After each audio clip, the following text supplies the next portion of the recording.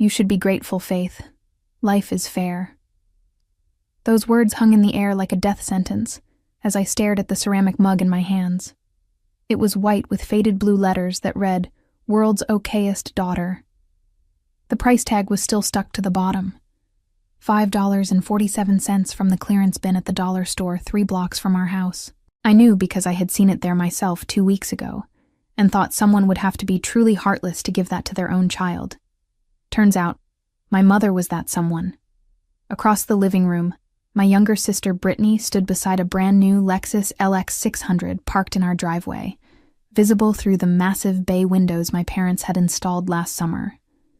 The car was midnight black with chrome accents, and someone had tied an enormous gold bow across the hood like something out of a luxury car commercial. The price tag on that gift was $117,000. I knew because my father had announced it proudly when he handed Brittany the keys, his voice booming with excitement. My name is Faith. I am 29 years old, and I grew up in Louisville, Kentucky, in this very house where I was currently standing with a $5 mug, while my sister posed for photos with her 6-figure vehicle. For as long as I could remember, this had been the pattern of my life. Brittany received, and I watched. Brittany was celebrated, and I was tolerated. Brittany was the daughter they wanted, and I was simply the daughter they had first. "Did you hear me?" my mother asked, her voice carrying that familiar edge of impatience she reserved specifically for me. "I said you should be grateful." I looked up from the mug and met her eyes. Diana was 53 years old, still beautiful in that polished country club way that she cultivated with weekly salon appointments and monthly spa treatments. Her blonde hair was perfectly styled, her makeup flawless, her Christmas sweater probably costing more than my entire month's grocery budget. "Grateful," I repeated, testing the word on my tongue like something bitter. "Yes, grateful. Not everyone gets anything for Christmas. Some people have nothing." I wanted to laugh. I wanted to scream. Instead, I just nodded slowly, the way I had learned to do over 29 years of being the afterthought in my own family. Through the window, I watched my father, Gregory, wrap his arm around Brittany's shoulders as she held up the keys, both of them grinning for my aunt's camera phone. My sister was 25 years old, worked part-time at a boutique downtown, and had never paid a single bill in her entire life. She still lived at home, in the bedroom that had been renovated 3 times to accommodate her changing tastes. Meanwhile, I had moved out at 18, put myself through college while working 2 jobs, and now managed the accounting department at Hollowgate Systems, a manufacturing company where I had worked my way up from entry-level data entry over 7 years. But none of that mattered to my parents. It never had. "Faith, come outside and take a picture with your sister," my aunt called from the doorway, her voice cheerful and oblivious to the tension radiating from my body. I set the mug down on the coffee table and walked toward the door, my movements mechanical. The December air bit at my cheeks as I stepped onto the porch, and I wrapped my arms around myself, wishing I had grabbed my coat. "Stand next to Brittany," my father instructed, not looking at me. "Try to smile." I positioned myself beside my sister, who was practically glowing with satisfaction. She smelled like the new perfume she had also received that morning, some designer fragrance that came in a crystal bottle. "Can you believe it?" Brittany whispered to me, her voice dripping with false sweetness. "Daddy said I deserved something special for finally finishing my associate's degree." She had taken 6 years to complete a 2-year degree. I had finished my bachelor's in 3.5 while working full-time. "Congratulations," I managed to say, the words scraping against my throat. The camera flashed, and I knew without looking that the photo would show Brittany radiant and beautiful beside her luxury vehicle, while I stood slightly hunched, slightly faded, slightly invisible. Just the way it had always been. As we filed back inside for Christmas brunch, I caught my mother watching me with that familiar expression of mild disappointment. She had worn that look at my high school graduation, my college graduation, my promotion celebration, and every other milestone I had ever achieved.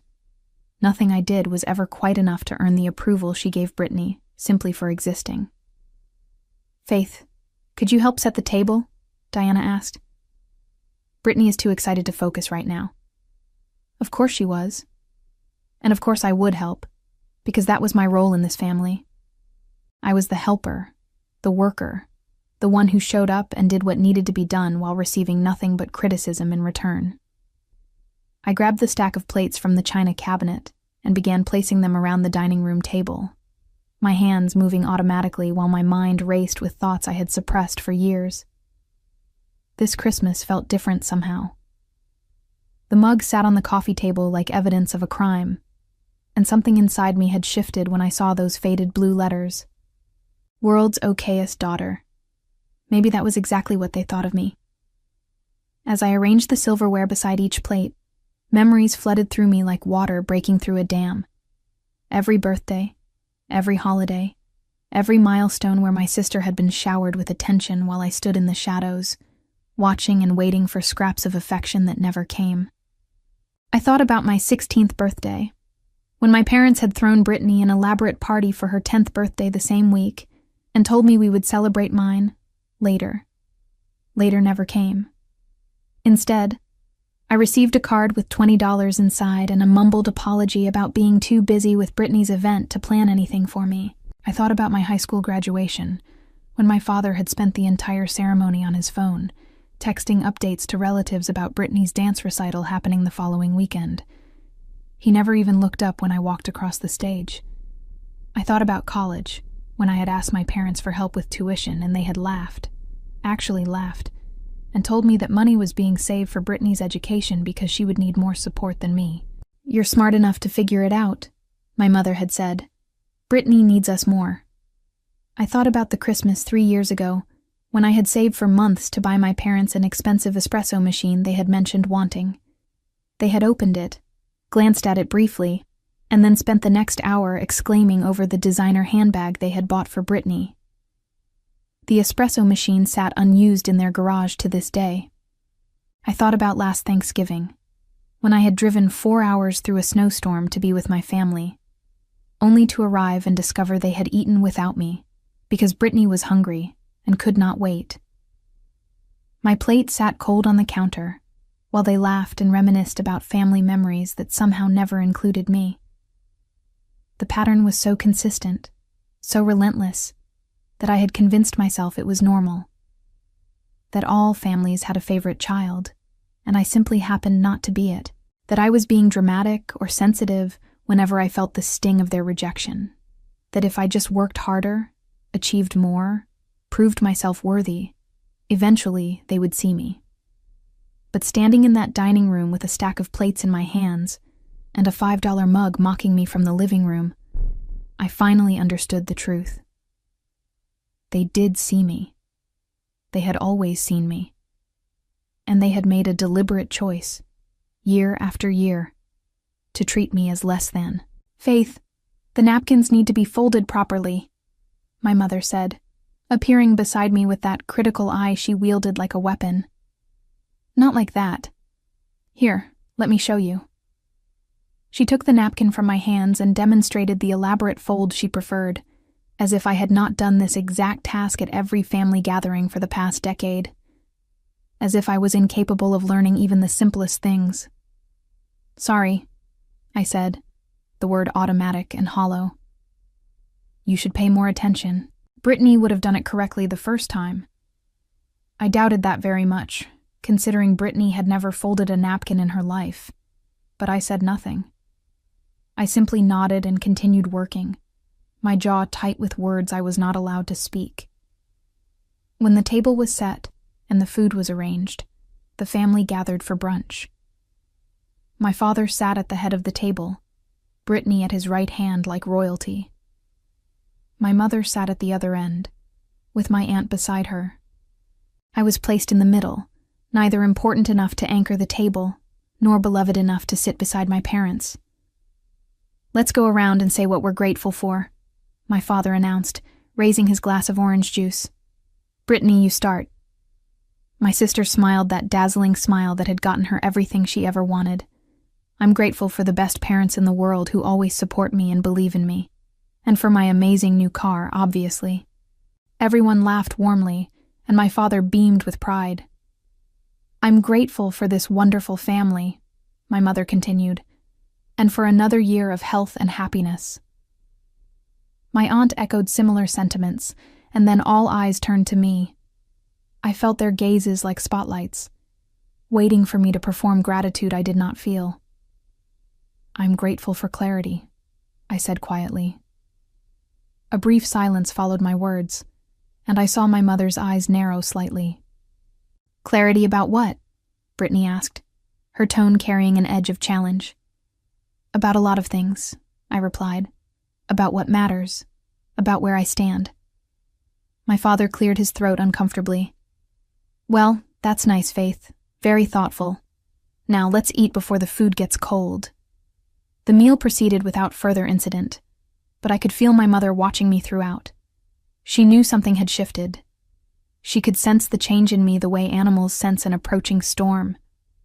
But she said nothing, probably assuming that whatever momentary rebellion was brewing in me would pass, as it always had before.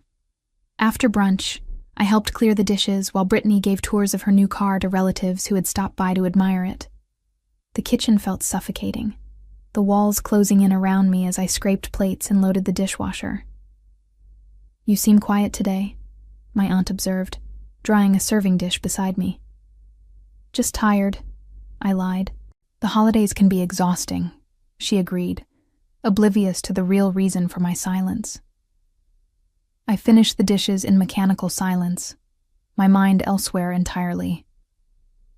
I was thinking about my apartment across town, the one-bedroom space I rented that had become my sanctuary from this house. I was thinking about my bank account, the savings I had accumulated through years of careful budgeting. I was thinking about the life I had built for myself, separate from this family who treated me like an afterthought, and I was thinking about what I was going to do next. The afternoon stretched on endlessly, as relatives cycled through the house to admire Brittany's car. Each visitor exclaimed over the leather interior, the advanced technology, the sheer luxury of a vehicle that cost more than many people's annual salaries. And each time, my parents glowed with pride, basking in the reflected glory of their younger daughter's gift. No one mentioned my mug. No one asked what I had received. No one even seemed to notice I was there, standing in the corner of the living room like a piece of furniture that had always existed but never warranted attention. "The heated seats are incredible," my cousin Jennifer gushed, after taking a ride around the block with Brittany. "You're so lucky, Brittany. Your parents are amazing." "I know," Brittany replied, flipping her hair over her shoulder. "They really are the best." I watched my mother practically vibrate with satisfaction at the compliments. She had always cared deeply about appearances, about how others perceived our family. The expensive car was not just a gift to Brittany. It was a statement to the world about their success, their generosity, their status as excellent parents. Never mind that one of their daughters had received nothing but insult disguised as a present. That part of the story would never be told. As the afternoon light began to fade, I found myself standing by the window in my old bedroom. My parents had converted it into a guest room years ago, erasing all traces of my existence from the space where I had spent my childhood. The walls that once held my posters and photographs were now painted a neutral beige, decorated with generic artwork from a home goods store. It was as if I had never lived here at all. I heard footsteps behind me and turned to find Brittany leaning against the doorframe, her expression smug. "Enjoying the view?" she asked, gesturing toward the driveway where her Lexus gleamed in the fading sunlight. "It's a nice car," I said flatly. "Nice?" She laughed, the sound sharp and condescending. "It's a $117,000 vehicle, Faith. Nice doesn't even begin to cover it." "Then what word would you use?" "Deserved," she said without hesitation. "I've worked hard, and Mom and Dad recognize that. Unlike some people, I don't expect handouts." The irony of her statement was so profound that I almost laughed. Brittany, who had never paid rent, never bought her own groceries, never struggled for anything in her entire life, was lecturing me about not expecting handouts. Right, I said, my voice carefully neutral. Congratulations again. You could try being happy for me, you know. She stepped closer, her eyes searching my face for signs of the jealousy she clearly hoped to find. But I guess that's too much to ask from someone like you. Someone like me? Someone who's always been jealous of what I have. Mom told me you've been sulking all day about your present. She said you should be grateful to get anything at all, considering how little you contribute to this family. The words landed like physical blows, but I refused to show the impact. I had spent 29 years absorbing hits like these, and I had learned to keep my face perfectly blank, even when my heart was breaking. I'm not sulking, I said calmly. And I am grateful. Grateful for the clarity. Brittany rolled her eyes. There you go with that clarity nonsense again. What does that even mean?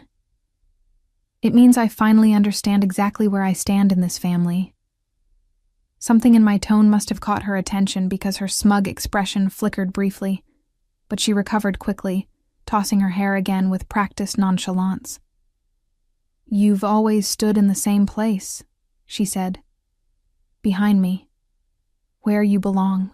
She turned and walked away, her designer heels clicking against the hardwood floors my parents had installed last year. I watched her go, feeling something cold and hard settle in my chest. Not anger, exactly. Something quieter and more dangerous. Resolve. The evening meal was a casual affair, leftovers from brunch arranged on the kitchen counter for people to pick at. I sat at the kitchen island, pushing food around my plate while conversation swirled around me. Brittany, we should take the car on a road trip, my mother suggested excitedly.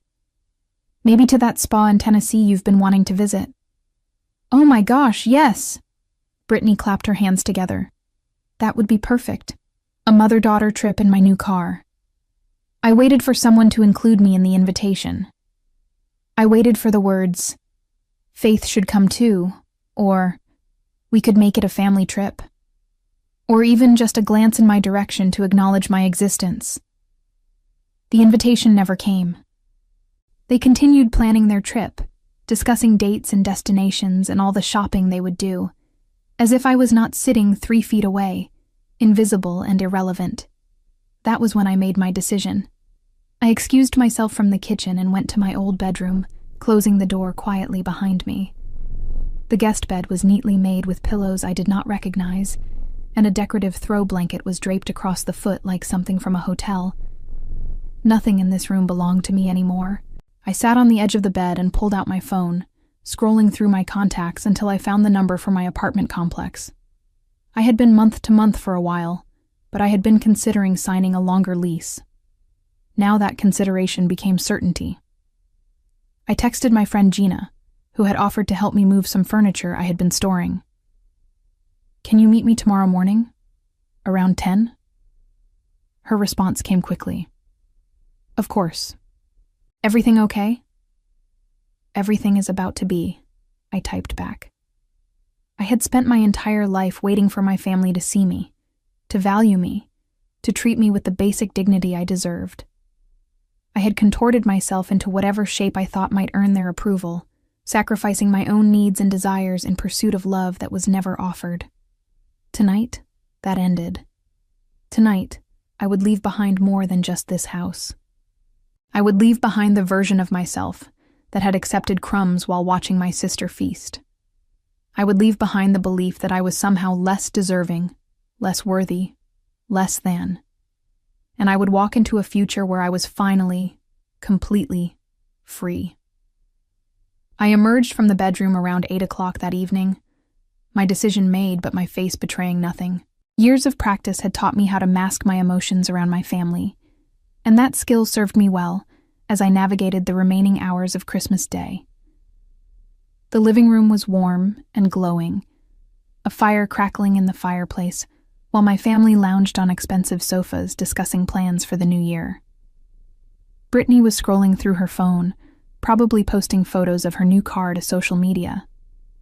My mother was flipping through a magazine, occasionally showing pages to my aunt. My father dozed in his recliner, his belly full from the day's feasting. I sat in the armchair by the window, the one piece of furniture that had somehow become mine over the years, because no one else wanted it. It was positioned slightly apart from the main seating area, close enough to technically be included, but far enough to feel isolated. "Faith, you've been so quiet today," my aunt observed from her spot on the sofa. "Is everything all right?" Before I could respond, my mother answered for me. "Faith is just being Faith," Diana said with a dismissive wave. "She gets moody around the holidays. She should be grateful she has family to spend time with instead of sitting alone in that tiny apartment of hers." The comment stung, but I kept my expression neutral. "I'm fine, Aunt Patricia. Just tired from the drive yesterday." "The drive?" My mother's voice sharpened. "It's barely 45 minutes from your place. Brittany drove 3 hours last month to visit her friend in Cincinnati and didn't complain once." Of course she didn't. Brittany never had to complain because everything in her life was handed to her without effort. "I wasn't complaining," I said quietly. "I was just explaining why I might seem tired." "You always have an excuse," my mother continued, her magazine forgotten now as she focused her attention on me. "That's been your problem your whole life, Faith. You never just accept things gracefully. You always have to make it about you." I felt my hands clench in my lap, hidden from view.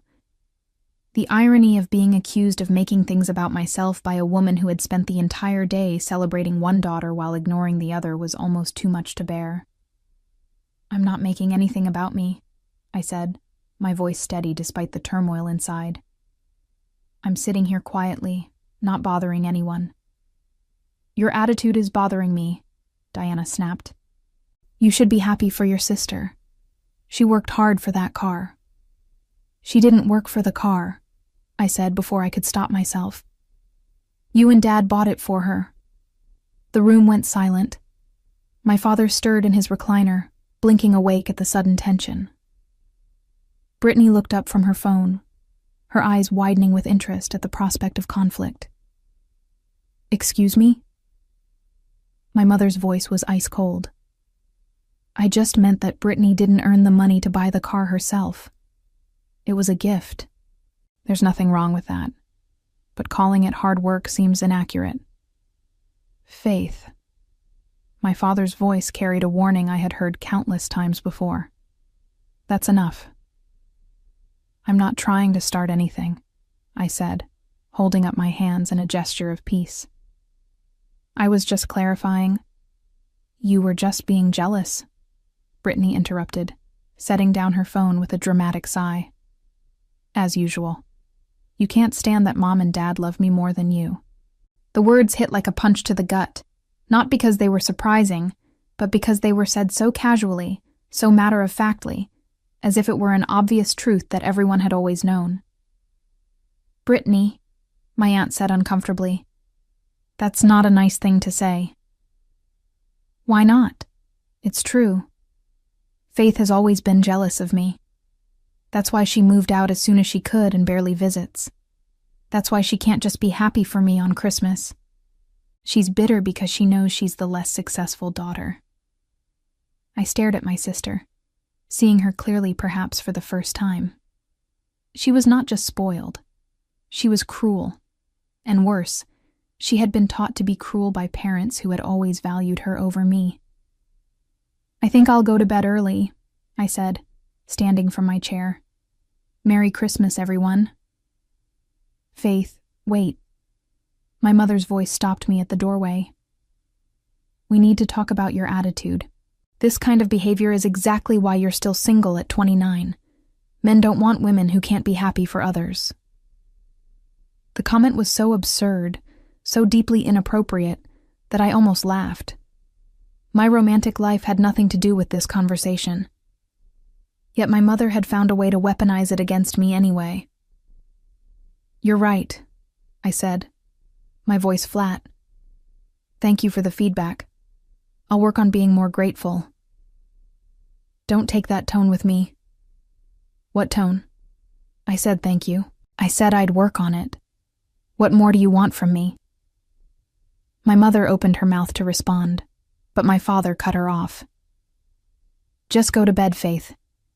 We'll talk about this tomorrow when everyone has calmed down." I nodded once and left the room, my heart pounding with a mixture of anger and grief. They would never understand how their words affected me. They would never see the damage they had done over 29 years of making me feel invisible, unwanted, and inferior. But that was okay, because after tonight, their opinion of me would no longer matter.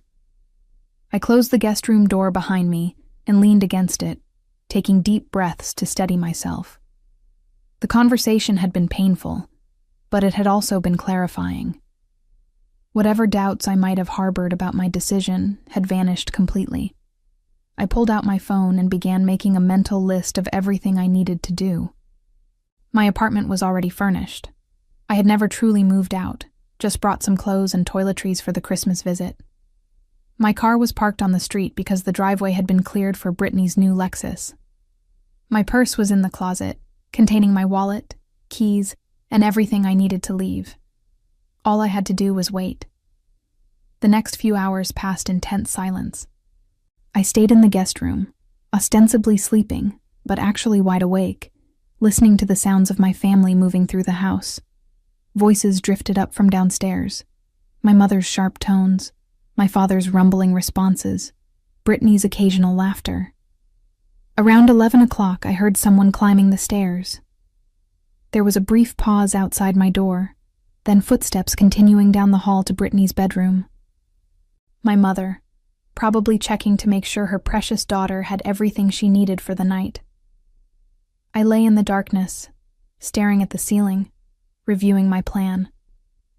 I would wait until everyone was asleep, probably around 1 or 2 in the morning, and then I would quietly gather my things and leave. I would not say goodbye. I would not leave a dramatic note explaining my feelings. I would simply remove myself from their lives the way they had removed me from their hearts years ago. But as the hours ticked by, I found myself reconsidering the note. Not a dramatic explanation. They would not care about my feelings anyway. But something simple and pointed. Something that would make clear this was not a spontaneous decision, but a deliberate choice. I pulled out my phone and opened the Notes app, typing and deleting several versions before settling on something that felt right. Thank you for the clarity this Christmas provided. I wish you all a fair and balanced life, the kind you always told me I should be grateful for. My key is on the counter. Please don't contact me. Short, simple, and impossible to misunderstand. At 1:30 a.m., I heard the last sounds of movement cease. The house settled into that deep silence that only comes in the middle of the night, when everyone is finally asleep. I waited another 30 minutes to be safe, then carefully got out of bed. I dressed in the clothes I had laid out earlier: jeans, a warm sweater, my winter coat. I gathered my toiletries from the bathroom, moving as quietly as possible, and packed everything into my overnight bag. The guest room looked exactly as it had when I arrived, neutral and impersonal, as if I had never been there at all. How fitting. I crept down the stairs, avoiding the third step that always creaked, and made my way to the kitchen. The house was dark, except for the nightlight my mother kept plugged in near the stove, casting a soft glow over the granite countertops and stainless steel appliances. I pulled my house key from my purse, the key my parents had given me years ago, back when they still pretended to want me around, and placed it carefully on the counter. Then I retrieved my phone and the folded note I had written, setting the paper beside the key. Standing in that kitchen, surrounded by evidence of my family's wealth and success, I felt a strange sense of peace. This house had never truly been my home. I had always been a visitor here, tolerated but not welcomed, included but not valued. Now I was making that arrangement official. I picked up the ceramic mug from where I had left it on the coffee table. World's okayest daughter. For a moment, I considered leaving it behind as evidence of their cruelty. But something made me decide to take it instead. A reminder of what I was walking away from. a symbol of the disrespect I would no longer accept. I tucked the mug into my bag and walked to the front door. Through the window, I could see Brittany's Lexus gleaming in the driveway, the gold bow still attached to the hood. $117,000 of parental love, wrapped up with a ribbon. I turned the deadbolt as slowly as possible, holding my breath against any sound. The lock clicked open with a soft snick, and I eased the door open just enough to slip through. The December air hit me like a wall, cold and bracing, and somehow exactly what I needed. I pulled my coat tighter and walked down the driveway, past my sister's luxury vehicle, to my own modest sedan parked on the street. My car was nothing special, a 10-year-old Honda with over 100,000 miles on it, but I had bought it myself with money I had earned. Every payment had been made on time, every repair handled without help from anyone. It represented everything I had accomplished despite my family's lack of support. I unlocked the door, tossed my bag onto the passenger seat, and slid behind the wheel. For a moment, I just sat there, looking at my parents' house through the windshield. The lights were all off. The curtains were drawn. They had no idea I was leaving. Part of me wanted to feel sad. This was, after all, the house where I had grown up, the yard where I had played as a child, the driveway where I had learned to ride a bike. But those memories felt distant and faded, overshadowed by years of neglect and favoritism that had erased whatever warmth this place once held. I started the engine and pulled away from the curb, watching the house shrink in my rearview mirror until it disappeared around the corner. The drive to my apartment took about 45 minutes through empty streets. Louisville was quiet at 2 a.m. on Christmas night, most people still sleeping off their holiday celebrations. I passed darkened houses and closed businesses, the occasional traffic light blinking yellow in the deserted intersections. By the time I reached my apartment building, I felt something I had not experienced in years. Hope. Not the desperate hope of someone waiting to be loved, but the calm hope of someone who had finally taken control of their own life. I parked in my assigned spot, grabbed my bag, and walked up the 3 flights of stairs to my unit. The apartment was small, just a 1-bedroom with a galley kitchen and a tiny living room. But it was mine. I had decorated it myself, filled it with books and plants and artwork I actually liked. No neutral beige walls here, no generic hotel aesthetic. This space reflected who I was, not who my parents wanted me to be. I dropped my bag on the floor, hung up my coat, and walked to the window. The city stretched out below me, twinkling with lights that had nothing to do with my family or their expectations. "Merry Christmas to me," I whispered to the empty room. Then I went to bed and slept better than I had in years. I woke around 9 a.m. to sunlight streaming through my bedroom window and the unfamiliar sensation of peace. For a moment, I lay still, savoring the quiet. No footsteps in the hallway, no voices calling for breakfast, no underlying tension waiting to erupt into another round of criticism and comparison. Just silence. Beautiful, healing silence. I got up, made coffee in my small kitchen, and sat at my dining table, a second-hand piece I had found at an estate sale and refinished myself. The wood gleamed with the work I had put into it, and I ran my fingers over the smooth surface, feeling proud of what I had created. My phone sat on the counter, deliberately ignored. I knew what was waiting for me when I finally checked it. Missed calls, angry texts, demands for explanation. But those could wait. Right now, I wanted to enjoy my first morning of freedom. I had just finished my second cup of coffee when Gina knocked on my door. She was a colleague from work who had become a close friend over the years, one of the few people who truly understood my family situation. "How are you doing?" she asked as I let her in. "Better than I expected," I admitted. "It feels strange, but also right." Gina nodded, settling onto my couch with the ease of someone who had visited many times. "I'm glad you finally did it. You've been talking about cutting ties for years."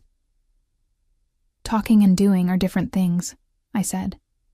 But yesterday was the last straw. I couldn't keep pretending their treatment was acceptable. What happened? I told her everything. The mug, the car, my mother's lecture about gratitude, Brittany's cruel comments. Gina listened without interrupting, her expression shifting from sympathy to anger to validation. They gave her a $100,000 car and you got a $5 mug? She repeated when I finished. And then had the audacity to tell you to be grateful? World's okayest daughter, I said, pulling the mug from my bag where I had stashed it the night before. That's literally what it says. Gina took the mug and stared at it, shaking her head in disbelief. This is sociopathic behavior. Normal families don't do this. My family isn't normal, I said. I always knew that, but I kept hoping things would change. That if I just worked hard enough, achieved enough, they would finally see me as worthy. You were always worthy, Gina said firmly.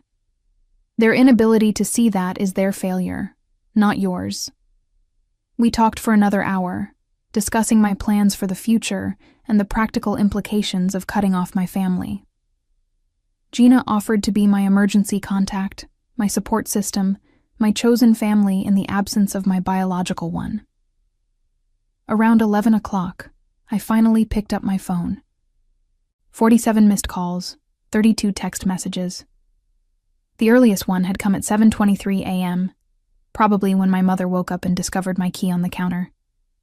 I scrolled through the messages, watching the emotional arc unfold in real time. 7:23 a.m., Mom. Faith, where are you? Why is your key on the counter? 7:25 a.m., Mom. This isn't funny. Call me immediately. 7:31 a.m., Mom. I found your note. What is wrong with you? Come back home right now. 7:45 a.m., Brittany. Mom is freaking out, LOL. Where did you go? 7:52 a.m., Dad. Faith, your mother is very upset. Please call us. 8:15 a.m., Mom. This is absolutely unacceptable behavior. How dare you leave without saying goodbye, after everything we've done for you? 8:34 a.m., Mom. You're being incredibly selfish and dramatic, all because of a Christmas gift? Grow up. 8:47 a.m., Brittany. I always knew you were jealous of me, but this is pathetic. 9:02 a.m., Mom. I cannot believe I raised such an ungrateful daughter. You should be ashamed of yourself. 9:15 a.m., Dad. Faith, please reconsider. We can talk about this. 9:28 a.m., Mom. If you don't respond in the next hour, I'm going to assume you've completely lost your mind. 9:45 a.m., Mom. Fine, don't answer. But know that this has consequences. When you come crawling back, don't expect us to welcome you with open arms. 10:03 a.m., Brittany. Mom is literally crying because of you. Are you happy now? You ruined Christmas. The messages continued, growing increasingly frantic and angry as the morning progressed. My mother swung between threats and pleas, demanding I return while simultaneously telling me I was not welcome. Brittany alternated between mocking me and blaming me for our mother's distress. My father sent occasional messages asking me to call, his tone more measured but still carrying the expectation that I would comply. I read through every single message, feeling something shift inside me with each word. They were not apologizing. They were not reflecting on their behavior. They were not acknowledging that maybe, just maybe, they had done something wrong. They were angry that I had finally stood up for myself. What are you going to do? Gina asked, watching me scroll through my phone. Nothing, I said. I told them not to contact me. They can be as upset as they want, but I'm done explaining myself. They're going to keep calling. Then I'll block them. Gina raised an eyebrow. Are you ready for that? It's a big step. I thought about the mug, the car, the years of being overlooked and undervalued, the countless times I had tried to earn love that was freely given to my sister, just for existing. I've been ready for years, I said. I just didn't know it until now. I opened my phone settings and blocked my mother's number, then my father's, then Brittany's. One by one, I removed their ability to reach me, each tap of my finger feeling like a small act of liberation. When I was finished, I set the phone down on the table and looked at Gina. "How do you feel?" she asked. "Free," I said. "I feel free." The rest of the day passed in a blur of activity and conversation. Gina helped me rearrange my apartment, moving furniture and hanging pictures I had never gotten around to mounting. We ordered takeout and watched movies, creating new traditions to replace the toxic ones I had left behind. That night, as Gina was leaving, she hugged me tight. "You did the right thing," she said. "It's going to be hard sometimes, but you made the right choice." "I know," I said. For the first time in my life, I actually know that. After she left, I stood at my window again, looking out at the city lights. Somewhere across town, my family was probably still raging about my departure, still blaming me for ruining their perfect Christmas. But their anger could no longer touch me. I had built walls they could not penetrate, and I intended to keep them strong. Tomorrow I would go back to work, back to my life, back to the person I had always been capable of becoming, freed from the weight of their disapproval. The future stretched out before me, full of possibility. The days after Christmas settled into a rhythm of peace I had never experienced before. I went to work at Hollowgate Systems, threw myself into projects I had been putting off, and came home to an apartment that felt more like home with each passing day. My coworkers noticed the change in me immediately. "You seem lighter," my supervisor Thomas observed during our first meeting after the holiday. "Did you have a good Christmas?" "I had a transformative Christmas," I replied honestly. "I made some important decisions about my life." He nodded, probably assuming I meant something about career goals or personal resolutions. He had no idea I was referring to the complete severance of my family ties. The first real test came about a week after Christmas, when I received an email at work from an address I did not recognize. The subject line read, "From your father." I hesitated before opening it, my finger hovering over the delete button. But curiosity got the better of me, and I clicked. "Faith," the email read, "since you have blocked our phone numbers, I am writing to you through this alternative method. Your mother has been inconsolable since you left. She cannot understand why you would abandon your family over a misunderstanding about Christmas gifts. We are willing to forget this incident if you will come home and apologize. Your room is still available, and we can discuss any issues you feel you have with our family dynamics. Please reconsider your decision. Your mother misses you. Dad." I read the email twice, analyzing every word. There was no acknowledgement of wrongdoing. No recognition that perhaps a $5 mug versus a $117,000 car might constitute more than a misunderstanding. No indication that anything would change if I returned. Just an expectation that I would apologize and fall back in line. I hit delete without responding and blocked the email address for good measure. The next attempt came through my work phone. My mother must have looked up the general number for Hollowgate Systems and asked to be transferred to my extension. "Faith speaking," I said, not recognizing the incoming number. "Faith, it's your mother. Before you hang up, please listen." "How did you get this number?" "That doesn't matter. What matters is that you've been acting irrationally, and I'm worried about you. This isn't like you at all." "Actually," I said, keeping my voice professional in case anyone walked by my office, "this is exactly like me.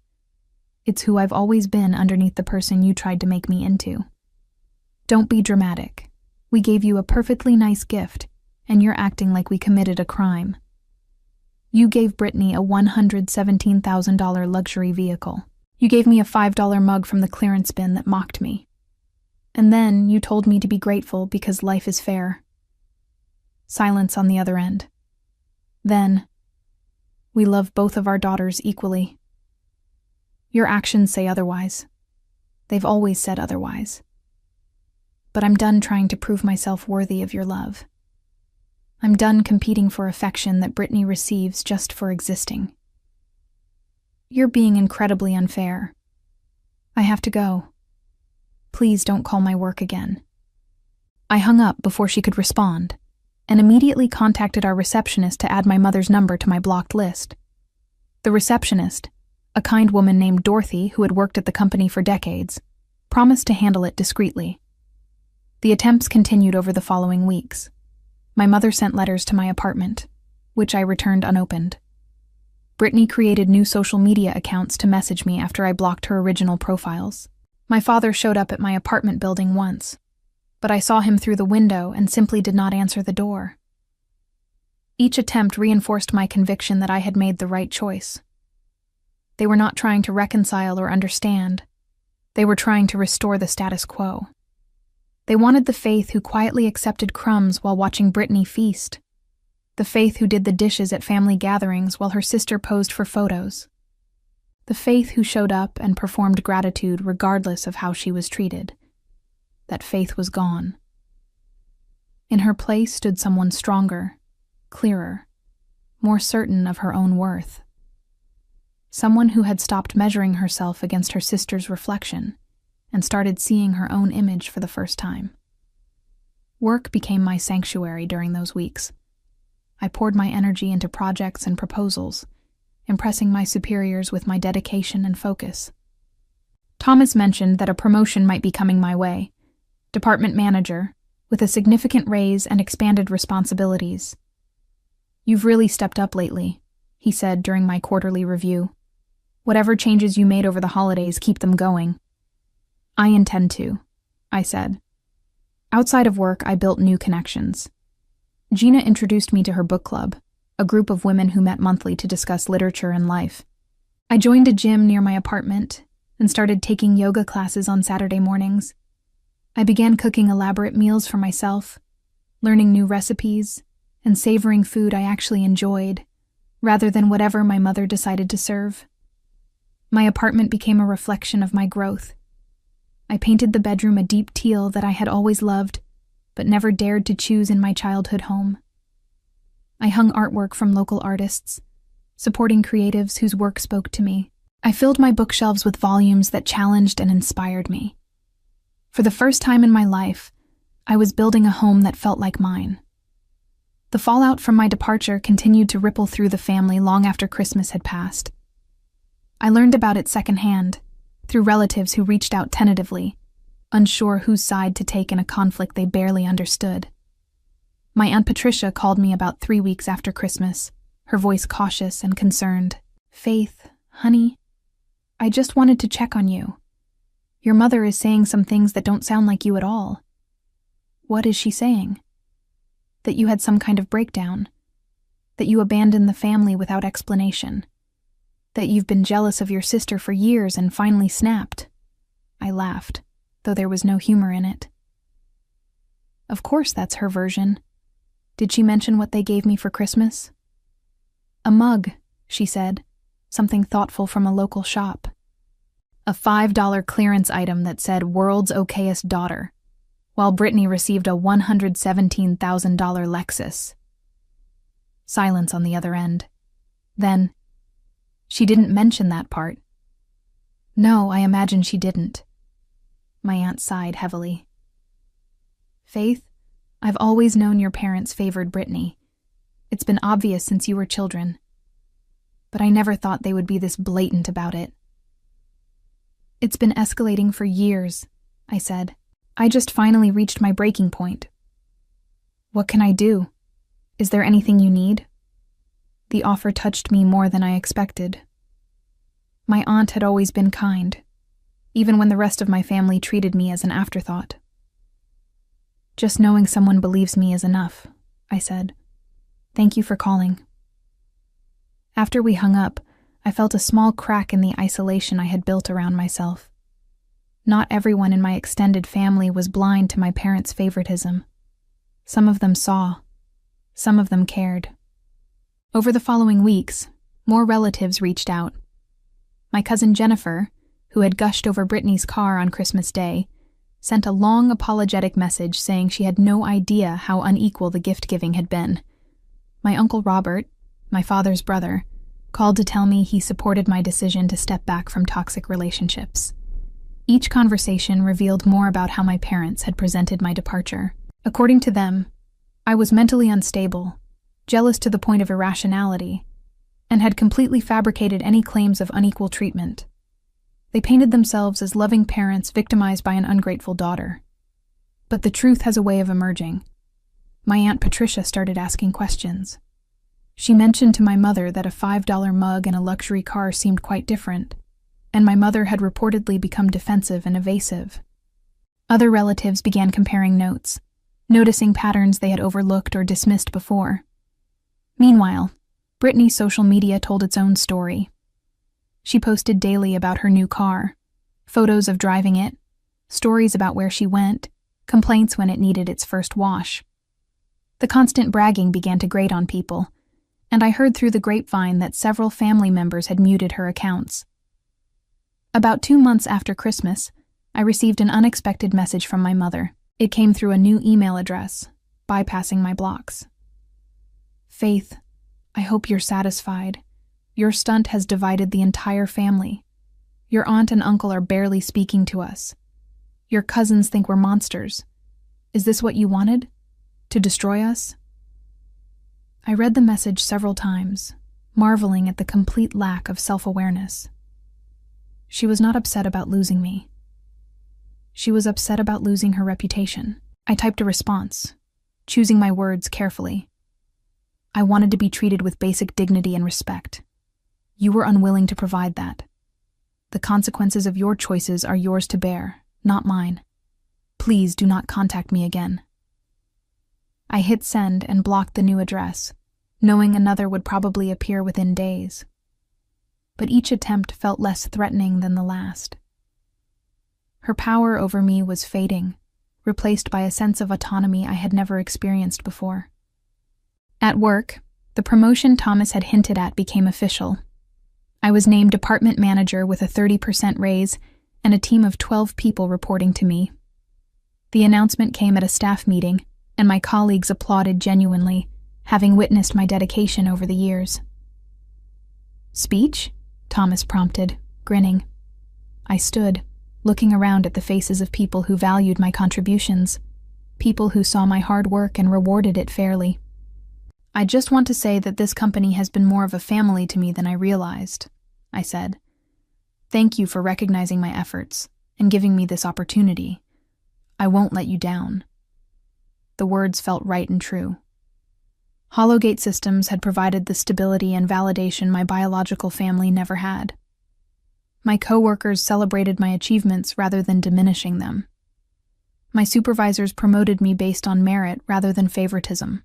After the meeting, I returned to my office, my real office now, with a door that closed and a window that overlooked the parking lot, and allowed myself a moment of quiet pride. I had built this life myself, without help from parents who saw me as secondary, without support from a sister who viewed me as competition, without anyone handing me gifts wrapped in gold bows. Everything I had earned. Spring arrived in Louisville with blooming dogwoods and warming temperatures, bringing with it a sense of renewal that mirrored my internal transformation. I had been living my new life for nearly 4 months now, and each day felt more stable than the last. I was sitting in a coffee shop near my apartment on a Saturday morning when my phone buzzed with a message from Aunt Patricia. Thought you should know. Brittany wrecked the Lexus last week. She's fine, but the car's totaled. Your parents are devastated about the money. I stared at the message, processing the information. Part of me felt nothing. The car had never been mine to care about. But another part felt a grim satisfaction at the cosmic justice of it all. A $117,000 gift, destroyed through carelessness. I typed back, I hope Brittany is okay. Thank you for letting me know. My aunt's response came quickly. She's physically fine.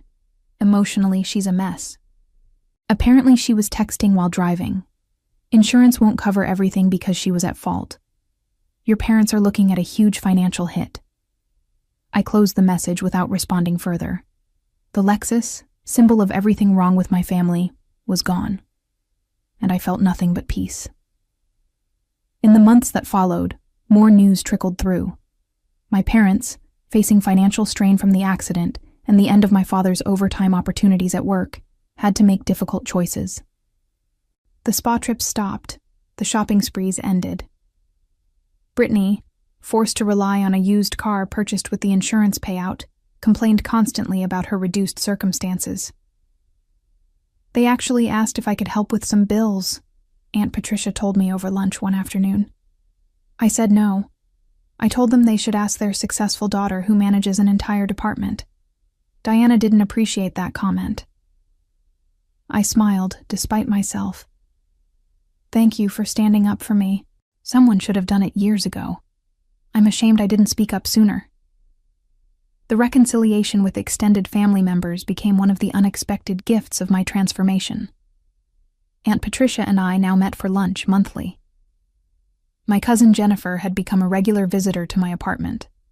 Even Uncle Robert called occasionally, checking in and sharing updates about his own life. I had lost my parents and sister, but I had gained something more valuable, relationships built on mutual respect rather than obligation. Work continued to flourish.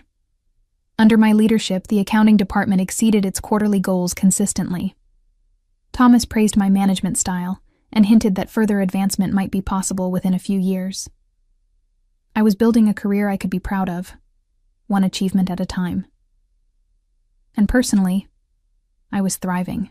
The yoga classes had become a beloved routine. The book club had expanded my reading horizons and provided genuine friendships. I had started dating again, meeting people through activities and mutual connections rather than desperate attempts to fill the void my family had created. One evening, about 6 months after that fateful Christmas, I was cleaning out my closet when I found the mug. World's okayest daughter. I had kept it as a reminder, but now I questioned whether I still needed it. I held it in my hands, feeling the weight of all it represented. The years of being second best. The countless moments of being overlooked. The Christmas morning when my mother had smiled and called the arrangement fair. Then I walked to the kitchen, opened the trash can, and dropped it in. The ceramic shattered against the bottom with a satisfying crash. I stared at the broken pieces for a moment, then closed the lid and walked away. The past no longer had power over me. As for my parents and Brittany, their struggles continued. My mother developed health issues that required expensive treatments not fully covered by insurance. My father's retirement plans were pushed back indefinitely. Brittany, unable to maintain her lifestyle without parental support, had started working full-time for the first time in her life and complained bitterly about the injustice of it all. They had built their world around favoritism and appearances, and that world was crumbling. I took no pleasure in their suffering, but I also felt no obligation to rescue them from consequences they had created. I was sitting on my balcony one evening, watching the sunset paint Louisville's skyline in shades of gold and pink, when I realized I had finally found what I had been searching for my entire life. Not their approval, not their love, not their recognition. Peace, belonging, self-worth. Things no one could give me but myself. The journey from that Christmas morning to this moment had been painful and necessary. I had walked through fire to reach the other side, and I had emerged stronger than I ever thought possible. Looking back, I understood now that leaving was not revenge. It was survival. It was choosing myself after 29 years of being chosen last. It was building a life where my value was recognized, where my contributions mattered, where I was more than just the okayest daughter. I was Faith, manager, friend, self-made woman, and I was finally completely home.